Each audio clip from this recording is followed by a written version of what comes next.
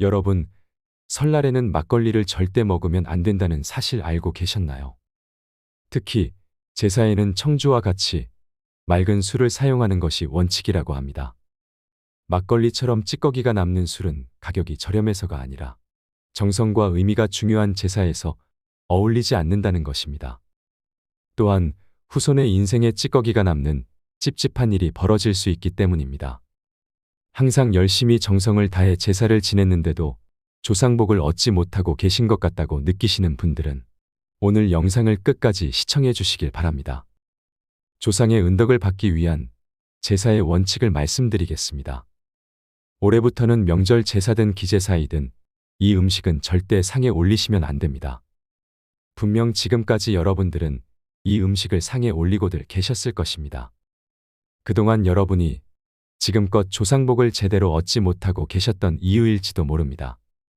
여러분, 이 음식은 돌아가신 분들을 분노하게 하는 음식이고 또 오시지 못하게 하는 음식입니다. 지금까지는 몰라서 그러하셨더라도 이제는 제대로 아시고 이런 실수를 다시 범하는 일은 없기를 바라며 올해 설 차례상에 절대 올리면 안 되는 음식과 설날에 먹으면 정말 좋은 음식, 설날에 먹으면 절대 안 되는 음식을 말씀드리겠습니다. 그리고 여러분, 우리 풍수에서는 산소에서 절대로 하면 안 되는 행동들이 몇 가지가 있습니다. 이는 조상복을 얻지 못하도록 하는 행동이라고 하여 절대 금기 사항이라고 말하고 있습니다. 아마 분명 여러분들 중에는 이러한 행동들을 하고 계시는 분들이 참 많으실 것입니다. 오늘의 이야기 꼭 들으시고 산소에 가시든 납골당에 가시든 절대 이러한 행동은 하지 마십시오. 오늘 영상을 끝까지 보시면 설날에 한 해의 번영과 몰락을 만드는 것이 무엇인지 알게 되실 거라 생각합니다. 영상이 마음에 드신다면 구독과 좋아요, 알림 설정 부탁드립니다. 여러분은 설날에 어떤 음식들을 드시나요? 올해는 이 음식을 꼭 드셔보시도록 하세요. 누구나 다 제사상에 올리는 이것, 지금까지 실수로 이 음식을 올리고 있었다면 올해 설 차례상에는 절대 올리지 마십시오. 반면에 반드시 제사상에 올리게 되면 조상님의 덕을 받아 큰 복과 재물을 가져다 주는 최고의 음식이 있는데요. 이 음식은 꼭 올리시길 바랍니다. 이는 한 해 운과 복을 기원한다는 의미를 가진 것으로 각각의 좋은 의미를 다 가지고 있는 것이니 이 음식을 꼭 드셔서 올 한 해 마땅히 얻으셔야 할 여러분의 운과 복을 다 얻으시기를 기원드립니다. 물론 누구는 그런 형식과 격식을 다 따져가며 어떻게 사냐라고 말씀도 하시지만 실제로 나에 대한 존중 그리고 가족들에 대한 존중과 대우 이런 것은 가족들의 행복과 번영을 만드는 최고의 수단이 될 수 있습니다. 이미 수많은 논문들에서 증명이 되었던 것입니다. 사랑이 넘치는 가정, 존중과 대우가 넘치는 가정은 동서양을 막론하고 어디에서든 행복함과 부유함을 얻는다는 것은 원칙 중의 원칙입니다.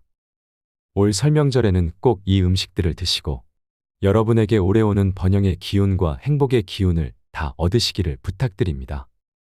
설날에 꼭 먹어야 하는 음식. 첫 번째로 떡국을 먹어야 합니다. 떡국은 긴 가래떡을 썰어서 만든 것입니다. 장수를 기원하는 음식이기도 합니다. 이것은 한 해 건강과 무탈을 기원하는 음식으로 우리 조상님들은 설날에는 무조건 먹어야 하는 음식이라고 말씀을 하셨습니다. 하여 떡국을 먹어야 한 살을 더 먹는다라는 이야기를 하시면서 떡국을 먹지 않으려는 아이를 달래가면서 먹였던 음식이기도 하였습니다.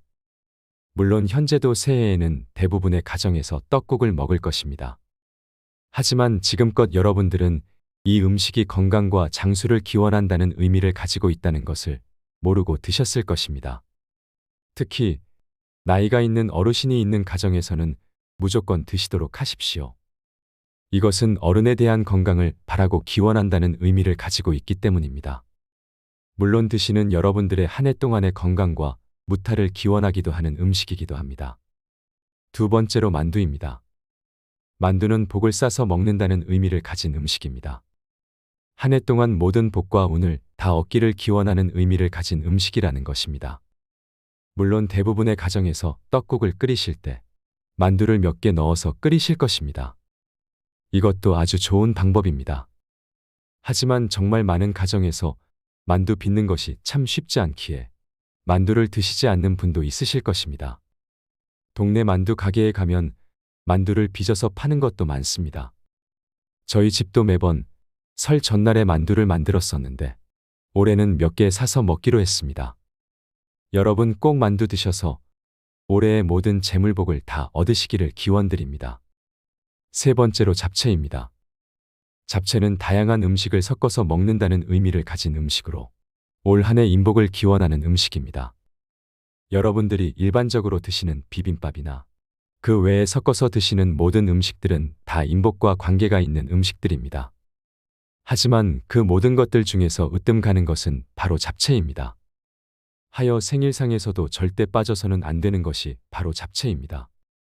그 외에 대접과 존중을 한다는 의미를 가진 날에 절대로 빠지지 않는 것이 잡채이기도 합니다. 설 명절에는 잡채를 드시고 올 한 해 모든 인복을 다 얻으시길 바랍니다. 사람이 복이고 또 사람이 운인 것입니다. 네 번째로 식혜입니다. 여러분 사실 이 식혜는 설날 과식을 할 것을 우려하여 소화를 돕는 역할로 준비하였던 것입니다. 우리 조상님들에게 이것이 소화제였던 것입니다. 하지만 이 음식은 경도 잡지라는 책에 보면 부정한 것을 막는다는 의미도 가지고 있다고 나와 있습니다. 한 해 동안 불행과 고난, 불필요한 구설이 없기를 기원하며 먹었던 음식이 바로 식혜였던 것입니다. 여러분, 아마 요즘은 식혜를 페트병에 담아서 팔기도 할 것입니다. 그리고 여러분들도 설날 기름진 음식으로 인해 청양 음료를 많이 찾기도 하실 것입니다. 올해는 식혜를 사서 드시면서 청양 음료를 대신하시면 어떨까 싶습니다. 다섯 번째로 한과입니다. 한과는 존중과 대우를 나타내는 곳에서는 절대 빠지지 않는 것이고 우리의 전통이며 특히 이것은 어른들에 대한 감사와 존중을 의미하는 곳에서는 절대 빠져서는 안 되는 음식이었습니다. 그래서 이것은 환갑, 회갑 등의 잔치상, 또 그 외의 차례상, 어디에서든 반드시 자리를 하고 있습니다. 하지만 현대에 들어와서는 한과를 잘 드시지 않으실 것입니다. 정 드시기 싫으시면 차례상에 올라갔던 것을 드셔도 됩니다. 대신 여러분 꼭 드십시오. 그리고 혹 부모님이 살아계신 분들은 가능한 따로 한과를 마련하셔서 이것을 꼭 그분들께 선물로 드리세요. 그것은 그동안 나를 낳고 키우시기 위해 고생하셨던 분들에 대한 감사와 존중을 나타내는 그런 의미를 가진 것이니 꼭 잊지 마시길 부탁드립니다. 여섯 번째로 갈비찜입니다. 여러분, 우리 민족은 어디에서나 항상 가장 귀한 자리에서 반드시 준비를 하였던 것이 소고기로 만든 음식입니다. 그중 갈비찜은 최고의 대우를 말하고 또 부를 상징하는 대표적인 음식입니다. 우리 가족 모두 한 해 동안 어디에서나 최고의 대우를 받고 또 부유한 삶을 살자는 의미로 설날 꼭 먹었던 음식이 바로 갈비찜이라는 것입니다. 여러분 특히 이 음식은 우리가 먹는 모든 음식 중에 부와 유일하게 관계가 있는 음식이고 올해는 또 돈을 말하는 한 해라 여러분들 모두 꼭 드셨으면 하는 음식입니다. 저희 가족도 매번 설 명절 때마다 이런 의미 때문에 갈비찜을 만들어서 같이 먹곤 합니다. 물론 대가족인 경우 이것이 참 번거롭고 또 비용적인 측면에서 어려우실 수도 있을 것입니다. 여러분 굳이 비싼 한우가 아니어도 되니 조금이라도 드시는 것이 어떠실까 싶습니다. 설 명절에 갈비찜 꼭 드시고 올 한 해 모든 재물복 가득 얻으십시오. 일곱 번째로 전입니다. 여러분 기름에 튀긴 음식은 과거 우리 민족에게는 대접한다는 의미를 가진 음식이었습니다. 하여 중요한 손님, 귀한 손님이 오면 항상 솥뚜껑에 전을 튀겨 요리를 하였던 것이 우리 민족의 풍습이었습니다. 특히 설날 음식을 차례상에 올리는 것은 조상님들에 대한 존중과 대우를 의미한다는 것이고 이 음식을 우리가 먹는 것은 항상 존중과 대우를 받는 삶을 살아가기를 기원한다는 의미로 그러했던 것입니다. 물론 많은 분들이 차례상에 올렸던 전을 드실 테지만 전이 드시기 싫더라도 꼭 드셔서 한 해 내내 복된 삶을 살아가시기를 바랍니다. 설날에 절대 먹으면 안 되는 음식, 제사상에 절대 올리면 안 되는 음식. 첫 번째로 설날에 찬 음식은 절대 드시는 것이 아닙니다. 설날은 찬기운이 아주 강한 시기라 이때 찬 음식을 먹게 되면 한 해 내내 소극적인 삶을 살게 되고 또 불임을 당하는 삶을 살게 된다고 해서 절대로 피했던 것입니다. 그러니 설날에는 절대 식은 음식은 드시지 마십시오. 하나를 드시더라도 무조건 데워서 드시고 따뜻하게 만들어서 드시도록 하십시오. 그래야 올 한 해 여러분의 번영의 기운이 절대 꺾이지 않게 됩니다. 설날에 떨어진 음식은 절대 드시는 것이 아닙니다. 과거부터 설날에 먹는 음식은 절대 천하게 먹어서는 안 된다고 하였습니다. 하나라도 흘린 음식은 절대 드시지 마세요. 설날에 떨어진 음식을 주워 먹으면 이것은 한 해 내내 천하게 산다는 말이 있습니다. 우리 조상님들도 절대 금기 사항으로 여겼던 것입니다. 간혹 음식을 차리다가 흘린 것, 또 음식을 드시다가 흘린 것이 있으시면 설날 당일만큼은 아무리 아까워도 무조건 버리십시오. 그래야 올 한 해 모든 번영의 기운을 다 누리시게 됩니다. 두 번째로 오징어는 제사상에 결코 단독으로 올리셔서는 안 됩니다. 오징어는 문어와 같이 올리거나 무조건 다른 생선포와 같이 올려야 합니다. 그 이유는 문어의 의미에서 먼저 찾을 수 있습니다. 뛰어난 지능을 가지고 있는 문어는 부모의 자식에 대한 사랑과 희생을 상징하는 좋은 생선입니다. 그렇기 때문에 생오징어의 부정한 기운을 식혀줄 수 있습니다. 생오징어가 왜 문제일까요? 오징어는 아주 흔하게 잡히고 또한 서로를 뜯어먹기도 하는 어종이기 때문에 이것이 제사상에 올라가면 부정적인 의미를 갖는다고 합니다. 마치 자식들이 서로를 물고 뜯고 싸우는 것과 같다는 것이죠. 하지만 바다가 있는 지역에는 오징어를 제사상에 올리시는 경우가 많습니다. 그렇기 때문에 오징어는 자식 사랑을 의미하는 문어와 같이 올리시거나 어포와 같이 말린 생선이 있을 때만 같이 올리셔야 한다는 것을 기억하세요. 제사상에 올리면 안 되는 음식 두 번째, 치자로 끝나는 생선은 절대 올리지 마세요. 치자가 들어가는 생선은 비늘이 없기 때문에 제사상에 올리지 않습니다. 비늘이 없는 것은 미끄럽다는 의미를 가지고 있습니다. 과거에 떨어졌을 때 미역국 먹었다는 이야기 들어보셨을 것입니다. 그리고 마치 옷을 벗고 있는 것 같은 모양입니다. 또한 그러한 음식들은 건강, 정력이라는 뜻으로 많이 쓰입니다. 살아있는 사람들에겐 좋을지 몰라도 돌아가신 영혼에겐 불필요하기에 올리지 않습니다. 그리고 비늘이 없는 동물은 하늘에 오르지 못한다는 뜻도 포함됩니다. 치로 끝나는 이름을 가진 생선에는 무엇이 있을까요? 갈치나 꽁치, 멸치, 가물치 등의 생선이 떠오르실 것입니다. 가치가 없는 생선이라 올리면 안 되는 것이라고 생각하시면 편합니다. 가족들 간의 불화를 만들고 형제들의 갈등을 만드는 삶을 연상시키기 때문입니다. 간단하게 치로 끝나는 생선만 올리지 않으시면 됩니다. 하나만 더 알려드리면 장어도 절대 올리지 않으셔야 합니다. 제사상에 올리면 안 되는 음식 세 번째, 고구마는 절대 올리지 마세요. 덩쿨이랑 뿌리가 복잡하게 얽혀져 있는 채소이기 때문입니다. 왠지 모르게 복잡하고 엉키는 삶을 살아갈 것 같지 않으신가요? 실제로 그런 것의 여부와 상관없이 음식을 볼 때 그런 생각이 스치면 좋지 않기 때문에 올리지 말라는 것입니다. 생활 풍수나 우리의 소중한 전통은 현대에서 없인 여기는 자연스러운 무의식의 흐름을 굉장히 중요시 여기기 때문입니다.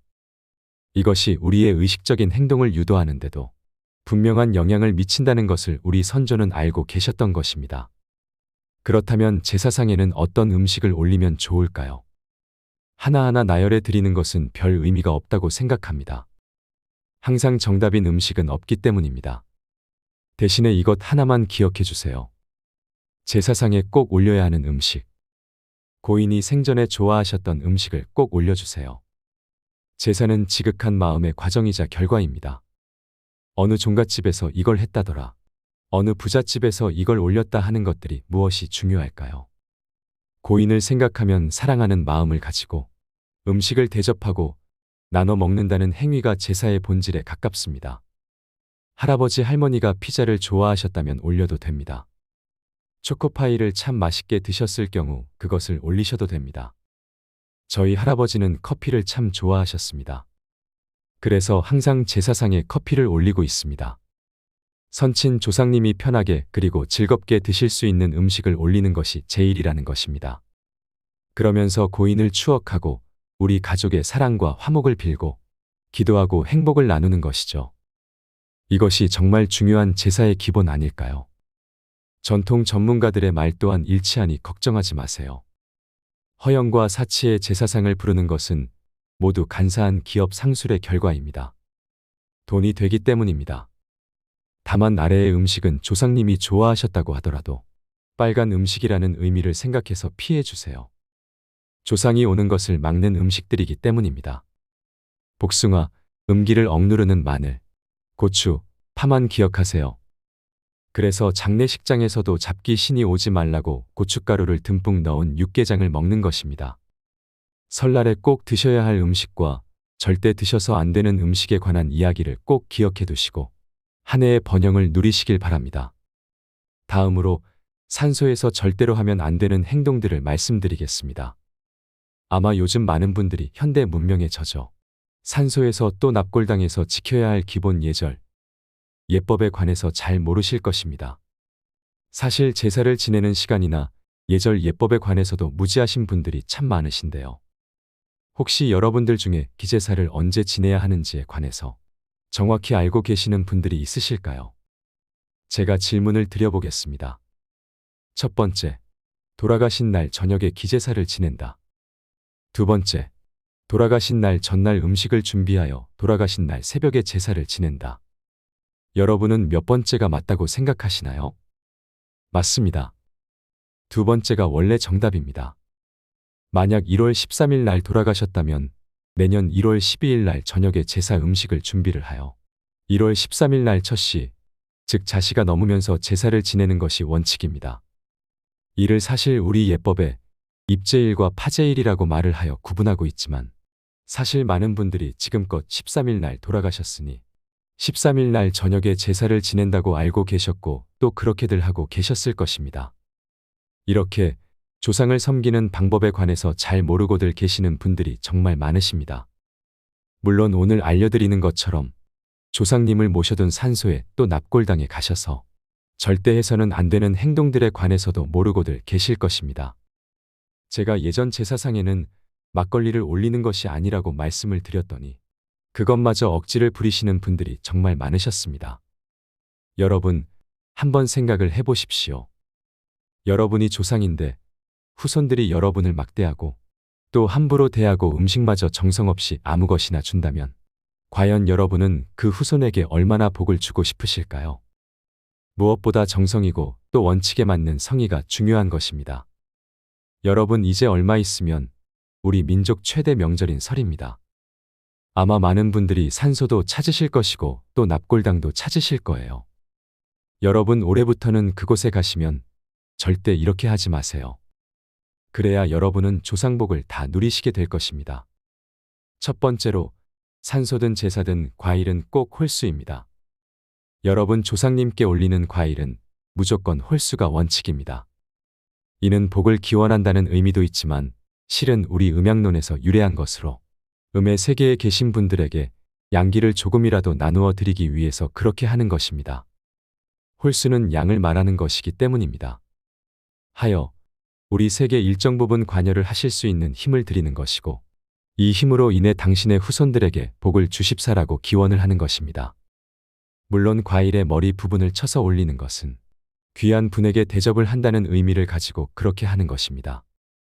마치 여러분의 집에 오신 손님에게 과일을 깎아서 내어 놓는 것과 같은 이치인 것입니다. 여러분 과일이든 음식이든 돌아가신 분의 상에 올리는 것이 짝수이면 조상복을 얻지 못하게 될 수 있습니다. 두 번째로 산소에 가시면 잔풀 정리는 항상 하세요. 집이 편하고 깨끗하면 생활하기 좋으시죠. 조상님도 그러할 것입니다. 이 산소나 납골당은 그분들의 영원한 집이니까 말이죠. 하여 늘 주변 경관을 시원하게 잘 바라볼 수 있도록 잡초나 돌뿌리 그 외의 아카시아 나무나 잡목들은 항상 깨끗하게 정리를 해주셔야 하는 것입니다. 여러분, 이런 행동은 그분들이 세상을 관조하는 시야를 터주는 행동입니다. 잡목이 우거진 또 잡풀이 우거진 곳에 계시는 분들은 항상 이로 인해 불편을 느낄 수밖에 없으며 이것 때문에 여러분을 볼 수가 없는 것이고 여러분을 도와줄 수도 없는 것입니다. 항상 산소에 가시면 제일 먼저 조상님이 누워 계시는 곳에서 보아 그분들의 시선에 불편함이 없도록 정리부터 해주시면 좋습니다. 그렇다면 조상복을 제대로 얻게 되십니다. 세 번째로, 항상 먼저 인사부터 하십시오. 아마 현대는 많은 분들이 납골당의 부모님이나 조상님들을 모셔두실 것입니다. 물론 산소를 쓰시는 분들도 있으시겠죠. 여러분, 우리 민족은 효와 예를 가장 중요시하는 민족입니다. 언제든 어디서 있든 어른을 보면 먼저 인사부터 하는 민족이라는 것입니다. 하여 어른을 보고 먼저 인사부터 하지 않게 되면 아주 버르장머리 없는 사람이라는 인식을 가지는 민족이 바로 우리 민족입니다. 이는 돌아가시는 분도 살아계시는 분도 마찬가지입니다. 아마 여러분들 중 그 누구도 산소에 가자마자 목례하시는 분은 없으실 것입니다. 납골당에도 가자마자 아버지 어머니 잘 계셨죠? 저 왔습니다라고 목례하시는 분은 아마 잘 없으실 것입니다. 대부분의 분들이 음식을 차려두고 그제서야 절이라는 인사를 한다는 것이죠. 올해부터는 산소를 보자마자 납골당에 도착하자마자 누구 할 것 없이 저 왔습니다. 그동안 잘 계셨죠라고 마음속으로 말하시고 목례 먼저 하세요. 그렇다면 여러분은 조상복을 제대로 얻게 될 것입니다. 네 번째로, 항상 원하시고 부탁하세요. 그래야 그것이 이루어집니다. 여러분 산소에 가시면 또 납골당에 가시면 절을 하실 때 여러분이 원하시는 그것을 부모님에게 부탁을 드리세요. 그냥 달랑 절만 하고 오는 일은 절대로 없어야 합니다. 여러분 누구도 자신이 원하는 것을 말하고 부탁하지 않으면 그것이 무엇인지를 알 수가 없습니다. 혹시 자녀분의 시험이 절실하다면 마음속으로 그 자녀분의 합격을 부탁하시고, 또 사업적인 어려움이 있으시다면 그것을 구체적으로 마음속으로 부탁을 하시고, 그리고 또 건강적인 어려움이 있으시다면 그것도 마음속으로 부탁을 하십시오. 여러분, 조상님들은 항상 여러분의 편입니다. 분명 그것이 이루어질 수 있도록 도와주실 것입니다. 하지만 대부분의 분들이 산소에 가면 또 납골당에 가면 푸념만 합니다.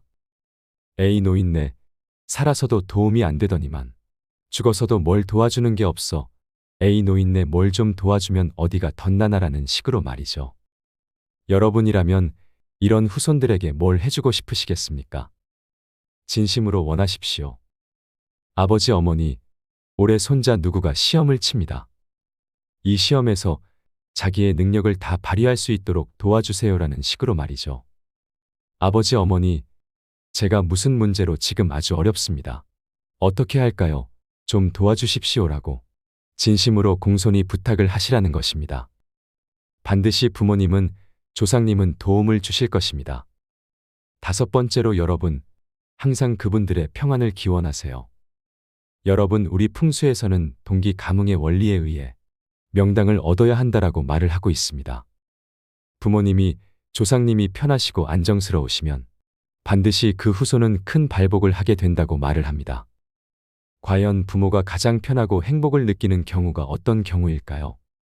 아마 여러분도 부모이실 것이니 잘 아실 것입니다. 자식들이 서로 화목하고 서로 아껴주고 서로 다정할 때 그러합니다. 누구든 자식들이 자신의 일에 최선을 다하는 모습을 볼 때 참 행복합니다. 여러분의 부모님도 또 조상님도 마찬가지입니다. 산소에 오셔서, 납골당에 오셔서 서로 아껴주고 서로 위해주고 또 서로 사랑하는 모습을 보여주시면 그분들은 정말 큰 행복을 느끼신다는 것이죠.